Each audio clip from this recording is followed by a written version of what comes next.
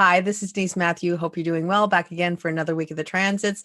So, a few things happened this week. We got Jupiter finally moved into the gate 55, and I know I felt a little bit more positive for some reason. It could have been just because I knew it was happening, but hopefully, it will bring in some more energy of positivity and give us a little boost of something a little bit different than what we've been having for the last year and a half or thereabouts. I'll talk a little bit more about Jupiter as we get into it. Also, the mandala of life continues, and if you're interested, or you're not part of it already, please feel free to join us. I do a lot of writing in the community page, and I'm really enjoying the conversations that I'm having with people in the comments and all the things that sort of we're building our community over there. And I'm really enjoying it because of that. So I think it's a great experiment, and it's really a nice way to tap into the energy to really know exactly what's happening and sort of, I guess you could just say, like most people would say, it's all about the weather, and it's nice to know what the weather is going to be like, and so you can sort of prepare for it and not be surprised if you walk out and it's raining or something like that.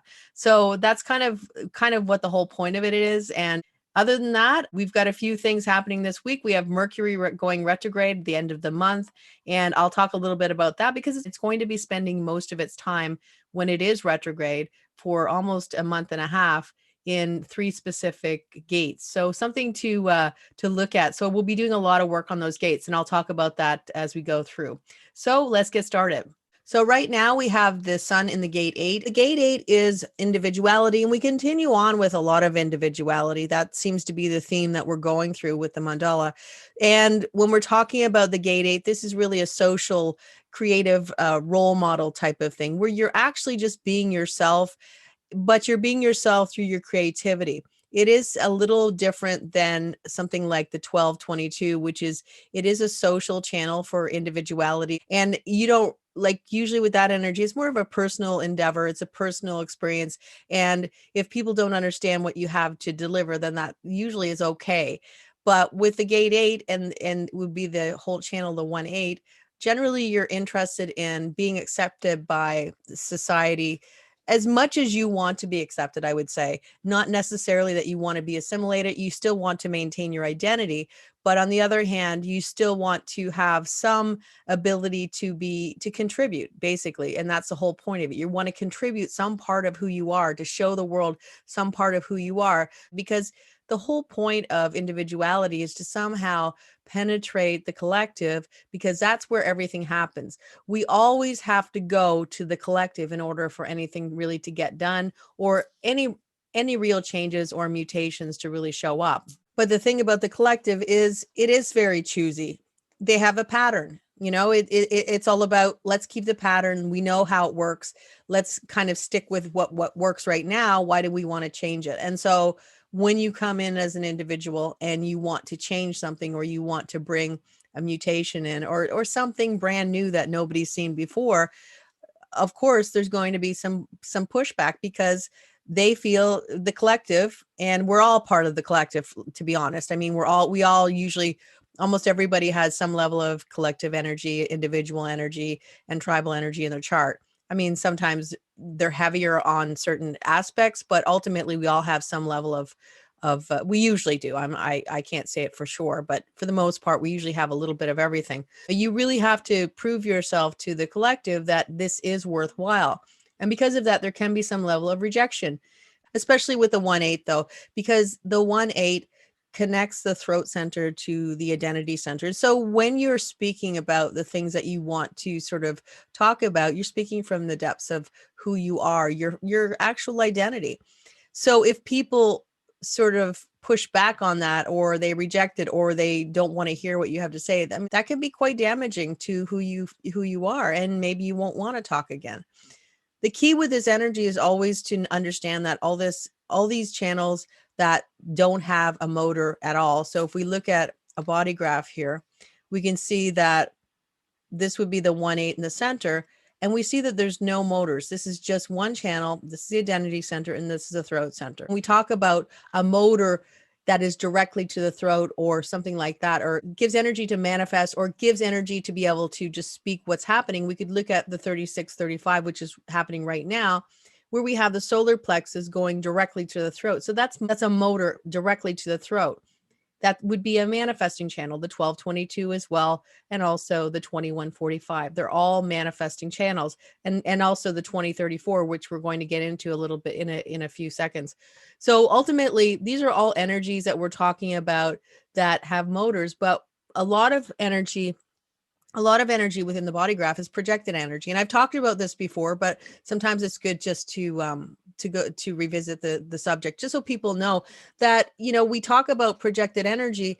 It is this idea that if you're invited to speak about what you want to talk about, usually you are priming the aura of somebody else when they sort of say, yes, I'm interested in talking to listening to what you have to say. They are inviting you to give the information that you have. Now, when they do that, they're opening a door for you to be able to speak what you want to talk about.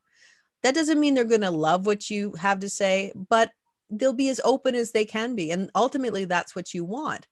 And maybe they will love what you have to say. And maybe you'll have to explain it a few times or those types of things. But ultimately, when you're waiting and you have clarity and the timing feels like it's the right time, then those are the times when you can talk about those things that are important. But if you are just blurting out these ideas and you're getting excited about it, and yes, you might have a tremendous amount of excitement, and you know what, it might be one of the best things that anybody has ever heard, but if it's not on the right time and the right ears, then it may just fall flat, and you could have missed an opportunity. Like I talked about the Olympics, you train the whole time for the Olympics, and then you go to the Olympics and it doesn't work out because something happens that, it didn't, you don't hit the mark that you always wanted to. And maybe you hit the mark a million times before, but when it really mattered, you couldn't. And so that's why waiting for time, clarity, and for an invitation really works well for this.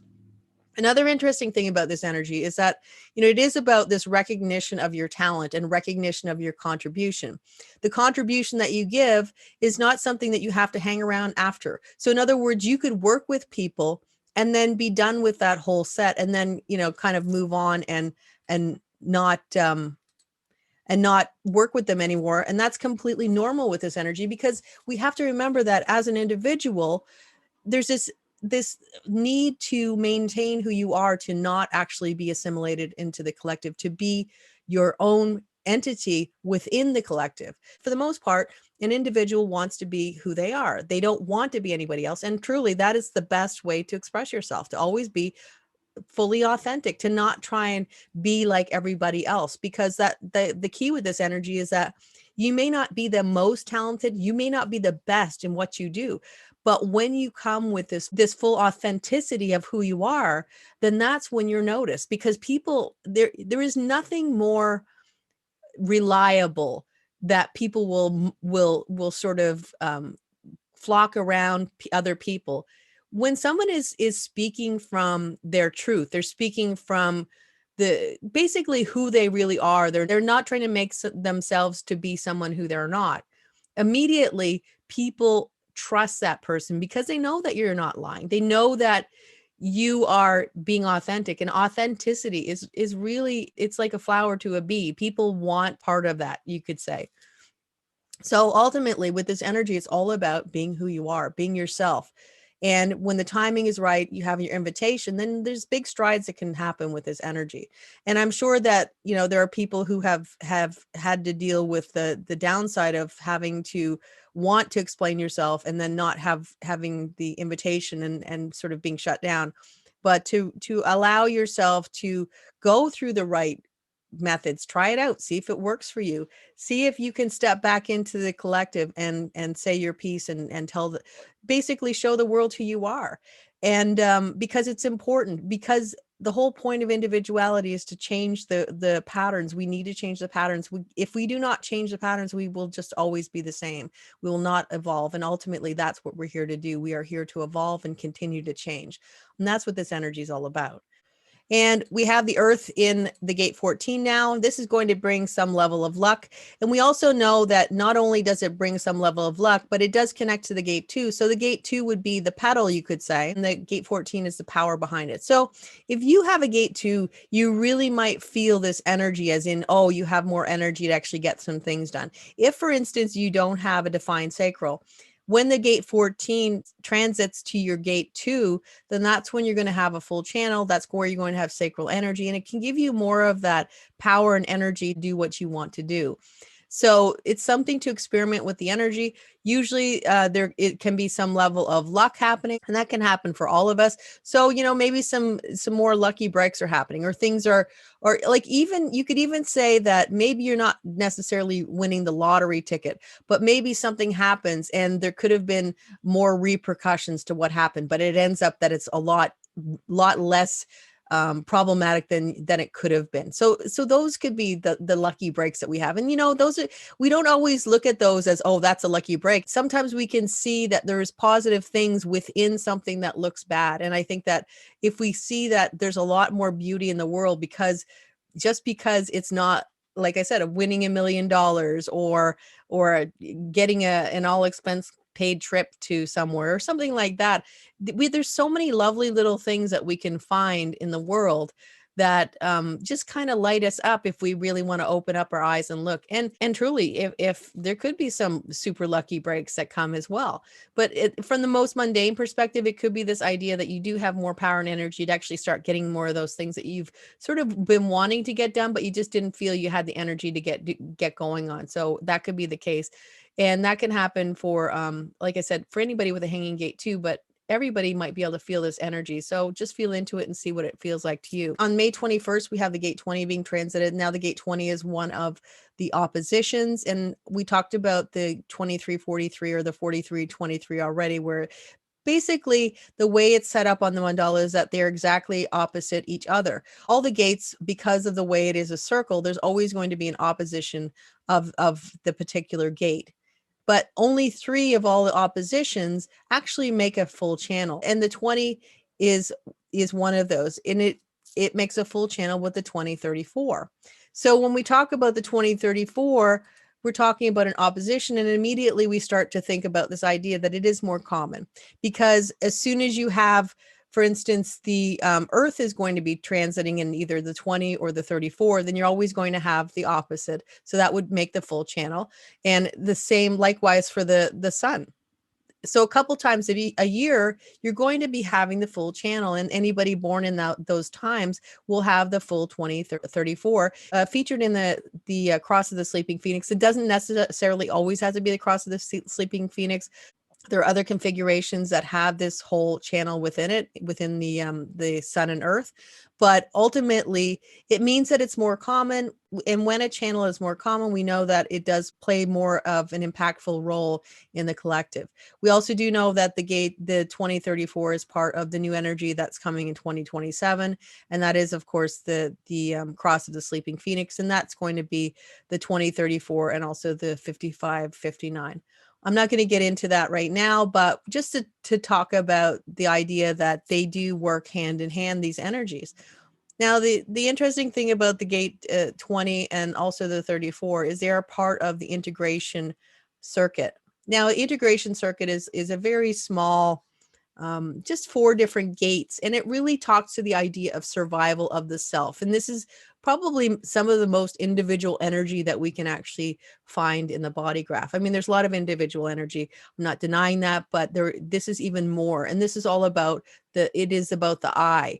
And when we talk about the gate 20, we do talk about that I am in the now. I am now, you could say. That's one of the catchphrases that you could actually say from that. The other thing about it is that the gate 20 and the gate 34 are part of these, like I said, the integration circuit, and it does work differently than any of the other channels in that there are more than like one configuration. So for instance, if we look at something like the 4521, there's only one way to make the 4521. The 45 does not connect to any other gate. It literally just connects to the 21. But if we look at the gate 20, we have the gate 20 and the gate 34, but we also have the 20 can connect to the gate 10. So then that's another way it connects. The gate 20 can also connect to the gate 57, and the gate 34 can connect to the gate 10. And so there's all these different connections, which makes it's completely different. It is individual, but again, it's own little embodiment of its own circuit type of thing. Now, when we talk about the gate 20, we do talk to some level about awareness. And the awareness that comes from this doesn't necessarily come from the throat center, because the throat center is not an awareness center, neither is the identity center, and neither is the sacral center. None of these are awareness centers, but the spleen is. So when we look at the connections between the gate 10, the gate 20, the gate 34, and also the gate 57, we look at the gate 20 as being the gate of now, the gate of charisma. The gate 34 is the gate of power and busyness. The gate 10 is empowerment of the self, and really it is the gate of the self, and also behavior. And then we have the gate 57, which is this awareness and this intuition. So all these energies can work together.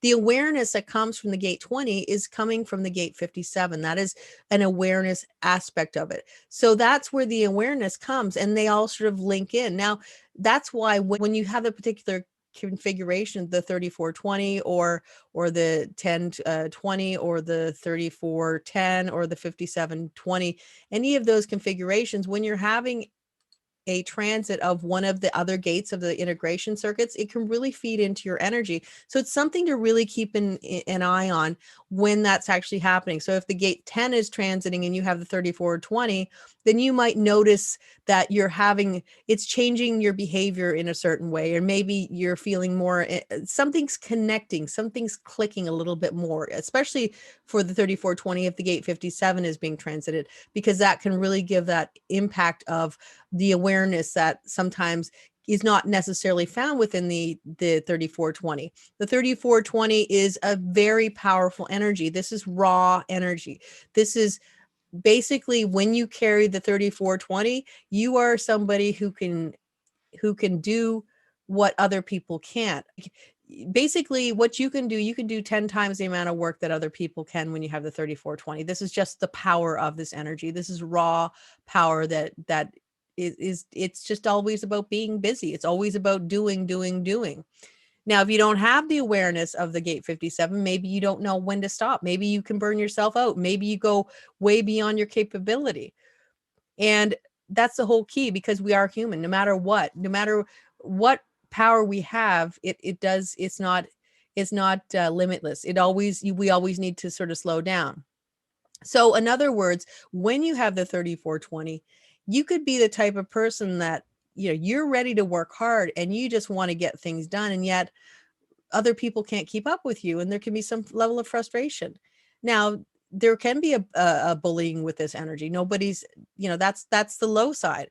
Or there could be this sort of leadership where it's not really like you're leading people, but you're leading people by example. And that's pretty much the key phrase for all of individuality.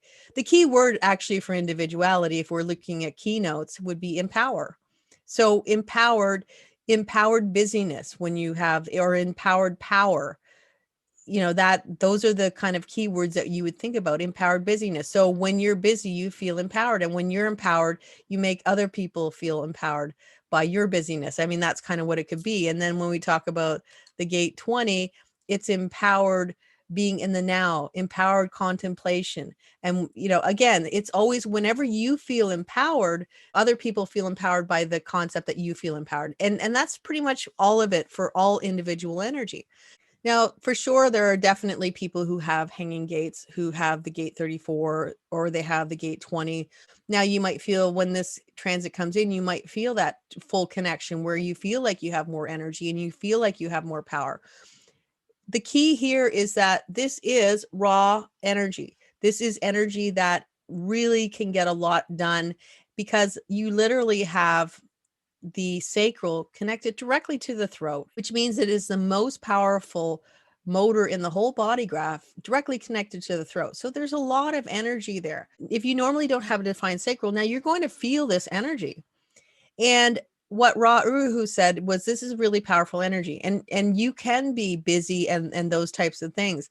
But also the other key is to really tap into your own awareness, as in, how's this making me feel? Because there is potential for you to get run down by this energy, because it is so intense and it's so powerful. So really keep it in mind that, so anybody who's a projector, manifestor, or reflector, just really connect with how you're feeling. Do you need a rest? Maybe you feel like you have the energy, but maybe instead of actually continuing on, maybe it's time for you to say, okay, I want to continue on, but maybe it's better for me to take a rest and not do it now, but I can do something later on or something like that. So really check in with how you're doing, how it's interacting with you.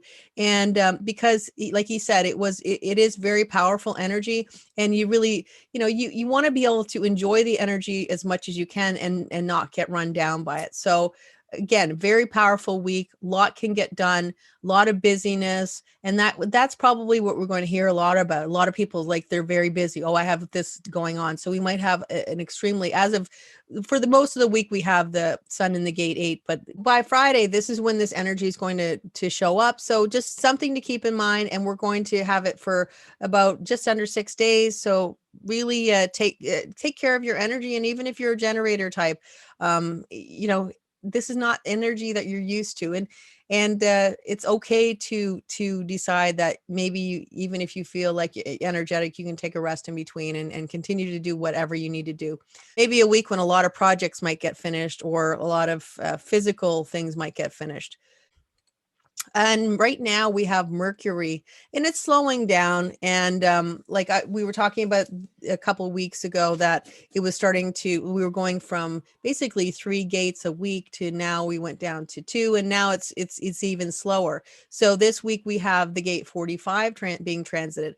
Now the key is here that Mercury will go retrograde on May 29th, and the 3 gates that are going to be transited from I think May 11th till July 10th. So it's going to be here for a while. What that means is that we're going to be actually working through these energies, working through these gates to really get to know the energy, to figure out exactly what it means for us. And it's giving us this pause of going back over the energy, going back over the things. So based on this energy, a lot of this starts before the what we have, the shadow period, and that started in, like I said, May 11th. So a lot of the things that were happening around those times before Mercury goes retrograde, we might start to revisit again as it starts to move back into those gates. So right now, Mercury is in the gate 45, and this is really the voice of the people. This is the voice of leadership, but it is an entitled leadership. This is the voice of the tribe that says, if you listen to what I have to say and you follow the rules, then you'll get some benefits, but you have to support me and I will support you. I mean, that's the highest form of how this energy works. The low side, this is energy of people who take the leadership, and yet they don't want to support the tribe. They don't want to support the people that they're leading, and they just want to have the presence and the gifts and the perks for themselves, but yet they don't want to actually invest in being a leader for the people. They're investing in themselves as being just the regal aspect of it without the output.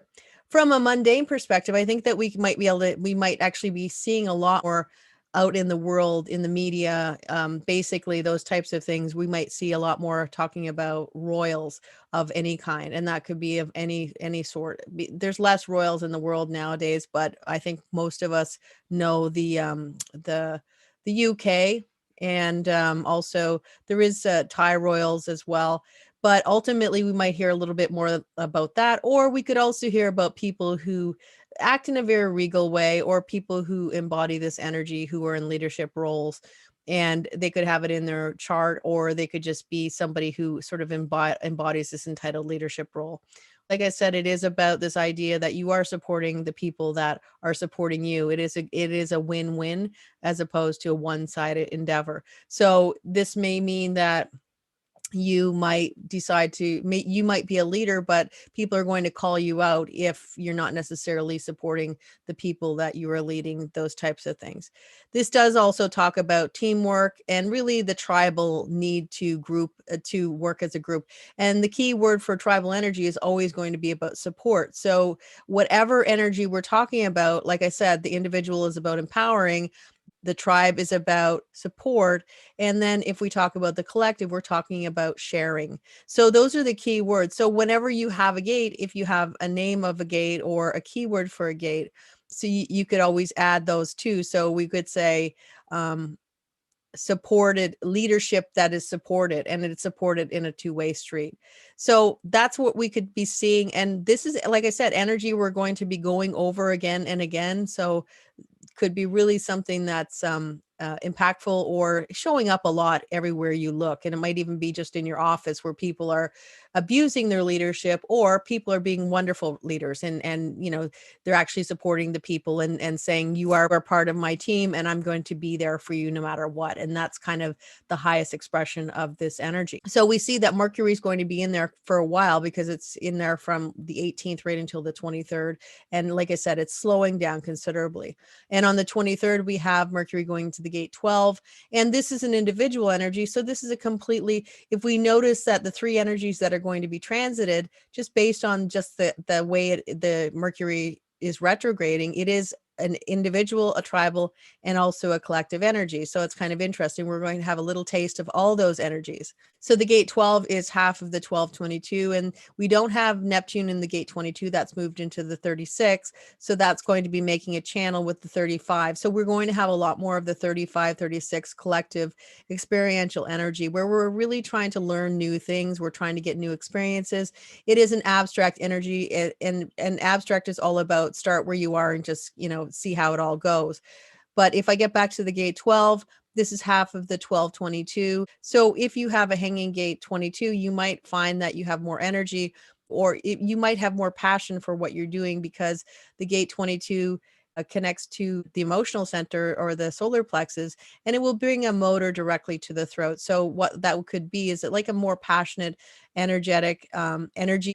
The gate 12 is the more reticent, or the more, I guess you could say, shy perspective of the gate, the 1222. So this could be the whole point of caution is it the right time to express myself to the world? Is it the right time to be who I am, to let people see who I am? It's all about being in integrity, authenticity, all those types of things. And really, this caution is all about, are the right people there ready to hear what I have to tell them?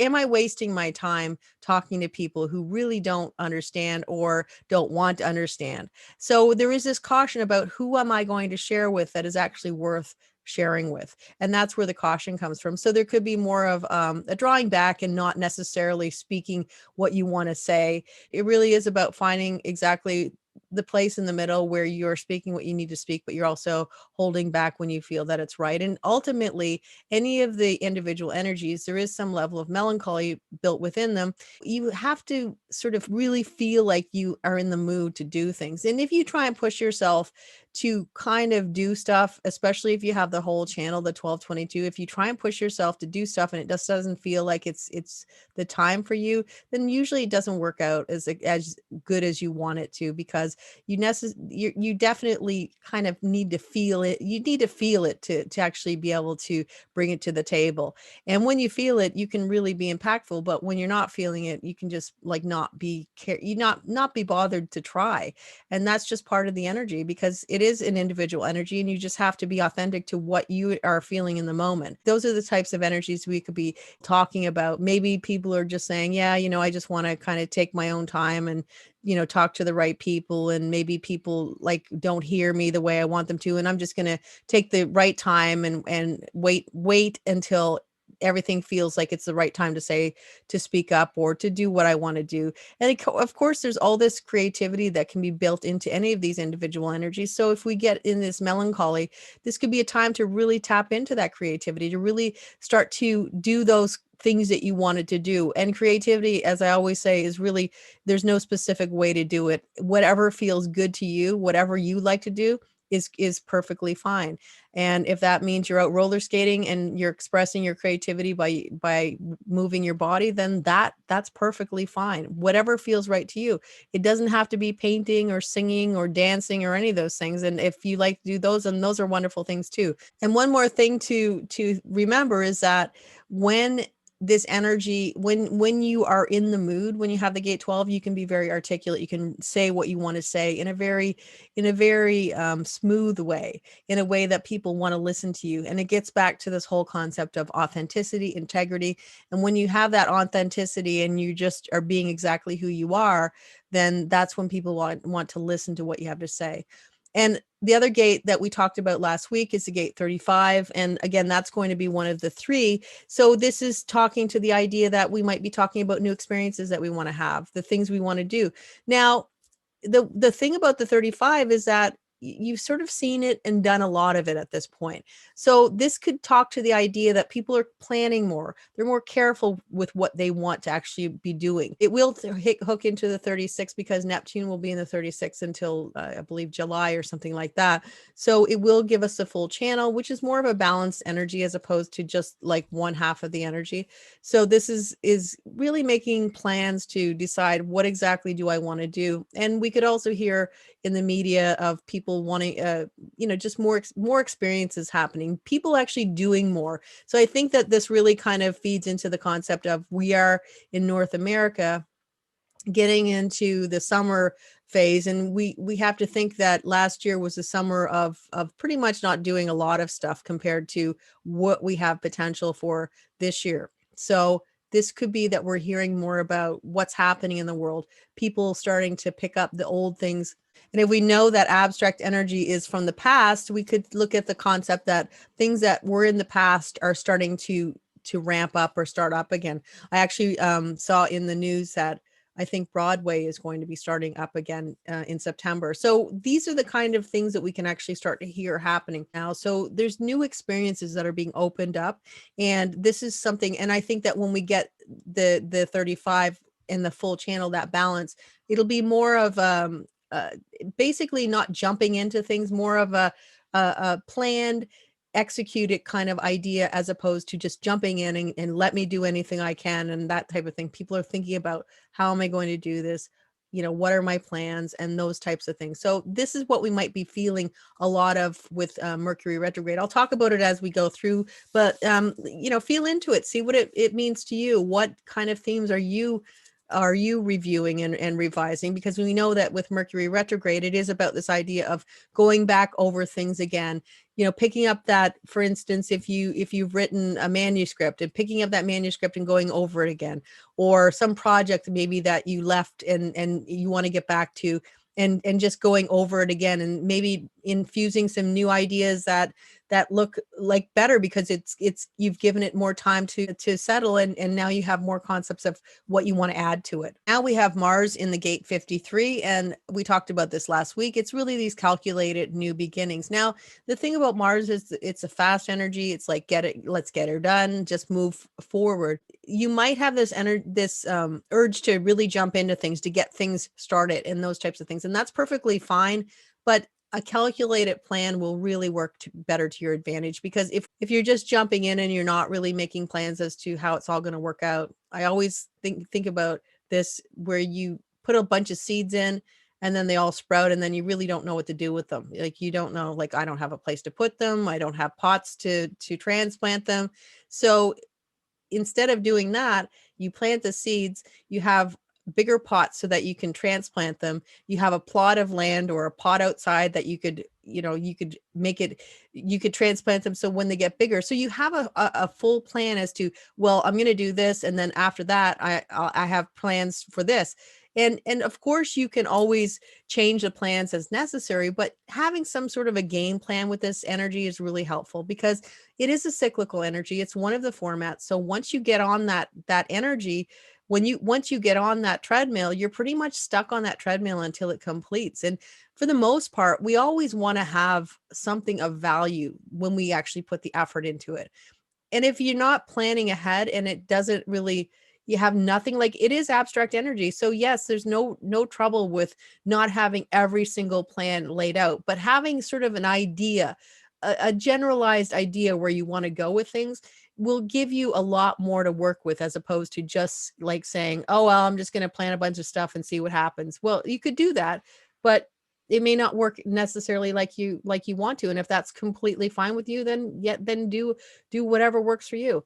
But with a little bit of a game plan, it does generally have a little bit better results. On May 28th is our next change for Mars, and it's going to be going into the gate 62, which is really talking to the idea that we're having these ideas, these hypotheses, and now we're coming into, let's figure out exactly how we're going to make them, bring them into the real world, because ultimately anything that we have that comes from the mind, we ultimately want to have some level of manifestation, or most of us want to bring something into reality that we've only had in our mind. And this is starting to bring those ideas into the world, but really figuring out, okay, how am I going to do it? What are the things that we can keep, and what are the things that we won't?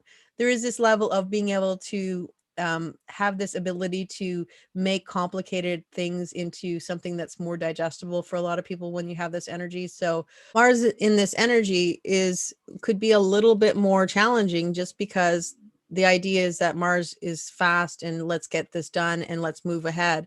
Whereas with the gate 62, it is more about, let's get all the details that we need. Let's make sure that we know exactly where we're going. Let's filter everything down so that we can actually have a proper game plan, so that we can actually make things happen that we want to make happen. There is this practical energy of, you have this people who have all these big dreams and stuff like that, and there's absolutely nothing wrong with that. But this would be more of a visionary as opposed to a dreamer, and kind of trying to really distill everything down. And Mars kind of might want to be pushing forward to get things, pushing to get more practical things put together. Like, let's get things more efficient. Let's get things happening faster than what they are right now, because it's not happening fast enough. Let's start testing some new things that might help to get some clarity with the world, might help in some practical way. Because ultimately the spin here is always that it needs to be something.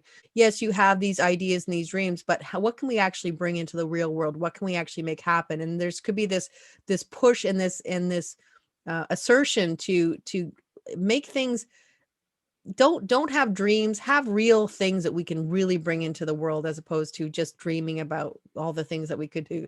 Like this idea, we could do this, we could do that. Now someone says, no, just what can we actually do? Like, let's figure out what we can actually do, and let's put our energy towards that. And that's what we could actually be seeing with this energy. Jupiter is now in the gate 55, so an expansive energy. It is in there until July 2027. So we have a little bit of time where we can actually start to see things that are getting a little bit maybe potentially more positive. And the gate 55, Jupiter's only going to be in the gate 55 line 1. When we have the line 1, we know that's the foundation of the energy. So this is going to be the truest epitome of what the gate 55 means, which is abundance of spirit. When we talk about the gate 55, we are talking about this whole universal connection to the universe supporting us, the universe helping us out, the universe taking care of us, even if we don't believe it.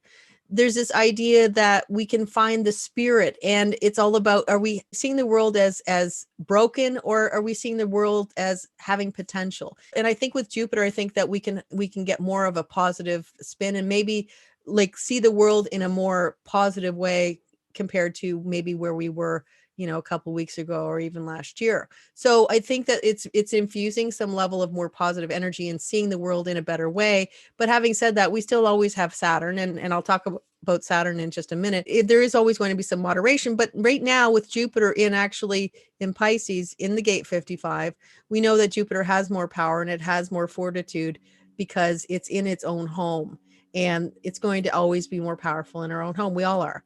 That's just normal. And so we do have that energy of expansiveness, of looking at the world in a more positive way, seeing things in a better way, understanding that everything's not perfect, but there's potential for things to get better in the future, and those kind of things, and being open to beautiful things happening in your life, as opposed to always thinking, oh, everything's terrible and nothing's ever going to get better. But now there's more of an idea that we can actually open up and say, yes, I'm open to things changing. I may not necessarily know how it will change. I may not necessarily know the steps that will come and what exactly it will look like, but I'm open to good things happening in my life, whatever that looks like. This is all about creativity and expression of yourself. Again, individual energy. There is potential for melancholy, as there is with all individual energy, and we always know that to direct it into some creative expression of what that is for us, and then to move through the energy, and then we go to the next part of it, because it's always going to shift. We get the melancholy, and then we get the other side of it. So as long as we know that this is part of the whole perspective, then we can move through it. If there's anything to be said about this, it's this being open to whatever the universe will give us, and be open to good things happening in our lives. And when we are, then that's when we can actually have these beautiful things just show up, these so-called miracles that kind of drop out of nowhere, and suddenly our world is completely changed, and it's changed in a way we never would have predicted, but it's changed in a beautiful way, in a good way. And even sometimes when we think things are not exactly as we want them to, maybe it didn't show up exactly the way you want it to, but then after you start to sit with the energy, you realize, wow, it is way better than I expected. If it had to come this way, I might not have been exactly, it may not have worked out as good. And the universe actually did know what I needed better than I did. And usually that's the way it is. You have these specific ideas. I need A, B, and C to come to me, and it doesn't happen. Then there could be this idea that, oh, nobody's listening, and I'm not supported, and those types of things. But if it comes and you get A and C and then B comes later, you still get it all, but you just get it in a different way than you could perceive. And ultimately, we never really know exactly how things are going to work out, because that's the nature of being alive, and that's the nature of being human, and that's the best part about it, because you can have these amazing things just show up out of the blue, and you just never knew it was coming. Saturn continues in the gate 13, and it is in the gate 13 line 1. And this again is the epitome of it. This is just finding out secrets, just naturally being a magnet for secrets. This is caring about people who are telling you what's happening. And it does go retrograde on May 23rd. Now, the thing that I thought was interesting about the gate 13 that I did find is that Saturn is about elderly, and sometimes it can be about sickness and people who are disadvantaged. It could be the limitations. We always look at it as a more difficult energy, but I think we need balance in all things. And so we could say that Saturn is just as important. It's about working hard and getting things done, and doing the hard work so that you can get the rewards. And it's not going to just give you stuff unless you work hard to do it. But what I think is interesting is that it's telling secrets about elderly people, for instance, in that they just found that Alzheimer's, for instance, might be an autoimmune disease, much like arthritis or something. And so because of that, they might be able to start to treat it so that people will have diagnosis of Alzheimer's, but see a different trajectory. So these are the kind of secrets, that amazing breakthroughs that actually show up, that have to do with difficult subjects, but the universe is opening the energy so that we can actually discover some things about things that we didn't know. That to me is quite an incredible expression of the energy of Saturn in the gate 13. So that's it for the week. I hope you enjoyed it. And if you stuck around this long, thank you so much. I know it was a lot to talk about this week, but I will be back again next week. And check out the community page. I'll be there, and leave your comments. And I hope everybody has an amazing week. Take care. Bye for now.